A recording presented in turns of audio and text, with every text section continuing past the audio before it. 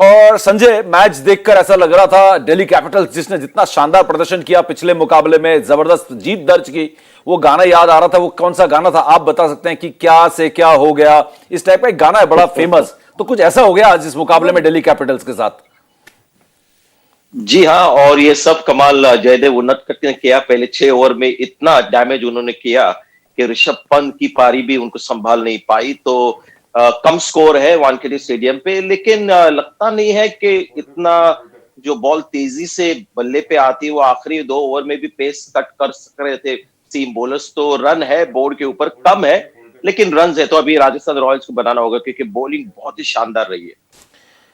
अंजू, आपको लगता है कि 148 एक मुश्किल टारगेट हो सकता है चेन्नई के मुकाबलों को देखते हुए? क्या चेन्नई के मुकाबले कोई संकेत यहाँ पे वानखेड़े में भी लिए जा सकते हैं इसके? बिल्कुल लिए जा सकते हैं। अच्छा। 2 दिन से जो हम मैचेस देख रहे हैं समीप, और उसके बाद चेज हो नहीं पा रहे हैं। वो टोटल विशाल टोटल तो कहेंगे नहीं, बहुत ही मॉडेस्ट टोटल्स हैं, लेकिन अगर इस तरीके से, जिस तरीके से शानदार लेफ्ट आर्म सीमर्स ने स्पेशली राजस्थान के लिए गेंदबाजी करी, अगर दिल्ली कैपिटल्स भी इतने सारे गेंदबाज लेके आज मैच में उतरी है, तो अगर कोई ऐसा खिलाड़ी जो रन रोक पाए या विकेट ले पाए जैसे जयदेव उनडकट ने किया, तो अगेन ये टोटल भी एक कंपेटिटिव टोटल हो सकता है।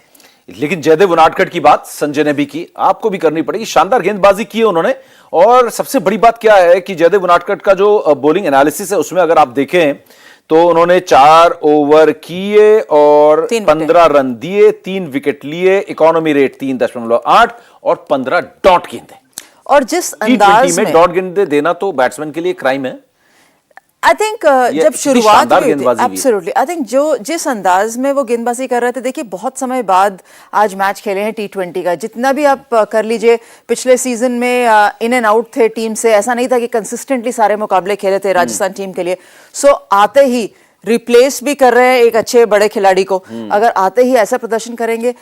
सबसे अच्छी बात क्या है ना समीप जयदेव के साथ, कि वो इतने एक्सपीरियंस्ड है इस फॉर्मेट में और आते ही इंपैक्ट डालते हैं। कंसिस्टेंसी की हम बात 2-3 दिन से लगातार अपने शोज पे कर रहे हैं। कंसिस्टेंसी इनके साथ भी कभी ऊपर नीचे हो जाती है, लेकिन फिर भी बाकी सब चीजों को कॉमन फैक्टर रखते हुए आई थिंक जयदेव के पास T20 में गेंदबाजी करने का बहुत शानदार एक्सपीरियंस है। बिल्कुल। और संजय, अगर बात करें कल शाम शाबाश अहमद बने शाबाश अहमद, आज जयदेव उनादकट बने जय जय उनादकट, कहीं ना कहीं ये जो है लाजवाब प्रदर्शन तो हो रहा है। लेकिन एक व्यूअर है जो हम आपकी बात सुन रहे हैं, नाम उनका है श्याम प्रतीक, मेरे प्रोड्यूसर बोल रहे हैं श्याम प्रतीक, आपसे पूछ रहे हैं कि ये क्या ऐसा तो नहीं हो जाएगा कि कल जो 2 मुकाबले हमने चेन्नई में देखे वैसा ही हो जाए यहां पर, कि इतना कम टोटल होते हुए भी यहां पर आज जो पहले बल्लेबाजी करने वाली टीम है वो जीत जाए?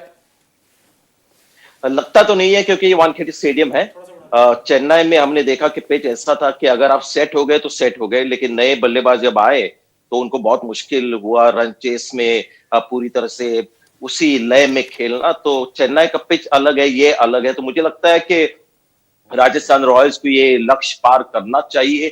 T20 क्रिकेट में कुछ भी हो सकता है, ये तो एक क्लीशेड एक लाइन है, लेकिन चेन्नई में जो होता है वो अक्सर वानखेड़े स्टेडियम पे नहीं होता। तो लगता है कि ये शायद मैच राजस्थान रॉयल्स का होगा। लेकिन संजय, जिस तरीके से आज बल्लेबाजी की दिल्ली कैपिटल्स ने, बड़ी ताबड़तोड़ बल्लेबाजी लाइनअप थी, आप इसको डाइसेक्ट करें थोड़ा कि हुआ क्या? जयदेव उनादकट ने अच्छी गेंदबाजी की, आपने भी कहा, अंजुम ने भी कहा, लेकिन हुआ क्या यहां पर? ऋषभ पंत खेल पाए और 32 गेंदों में 51 रन भी जड़े, जिसमें 9 चौके भी लगाए, एक हाफ सेंचुरी वाली पार्टनरशिप भी की 51 रन की चौथे विकेट के लिए। क्या हुआ कि ऋषभ पंत चले लेकिन बड़े बड़े नाम नहीं चले वहां पर? शिखर धवन हो, पृथ्वी शॉ जो कि इतने अच्छे फॉर्म में है, हर मैच में नहीं चलते हैं, लेकिन अभी तो दूसरा ही मुकाबला है। थोड़ा सा डाइसेक्ट करें। संजय मांजरेकर क्रिकेट साइंटिस्ट हैं, वो बताएं कि हुआ क्या है यहां पर।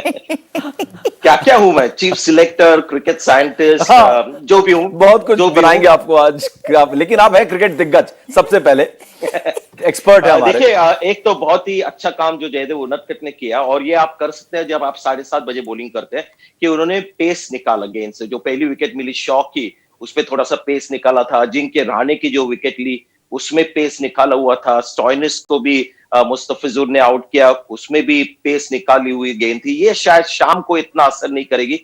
तो जयदेव उनडकट की बॉलिंग, पेस निकालना एक कारण, और दूसरा वेरी इंपॉर्टेंट कारण है संजू सैमसन को दाद देनी होगी। कि अक्सर होता है T20 में कि आप 2 ओवर करते हो, उसके बाद आपको रेस्ट दिया जाता है, तो उनको उनडकट ने उनको 4 ओवर 10 ओवर के पहले ही उनके खत्म कर दिए, तो एकदम आराम से उनको टाइम मिला। गेंदबाजी करने का। तो 2 ओवर ऑन द ट्रॉट डाले, फिर एक छोटा सा गैप लिया और वापस उनको तीसरे ओवर में लाया और तब उन्होंने अजिंक्य रहाणे की विकेट ली। तो रणनीति भी बहुत अच्छी, पहले से डिसाइडेड था कि डेथ में कौन डालने वाला है। 18 और 20 के जो ओवर्स थे वो सकारिया डालने वाले थे, उनके साथ मुस्तफिजुर थे। तो उन्होंने डिसाइड किया कि 29 सालों से खेलते आ रहे हैं, कभी कभी उनको मार भी पड़ती है डेथ में, तो उनको पहली 4 ओवर उनके खत्म किए। तो बहुत अच्छी टैक्टिक भी राजस्थान रॉयल्स की।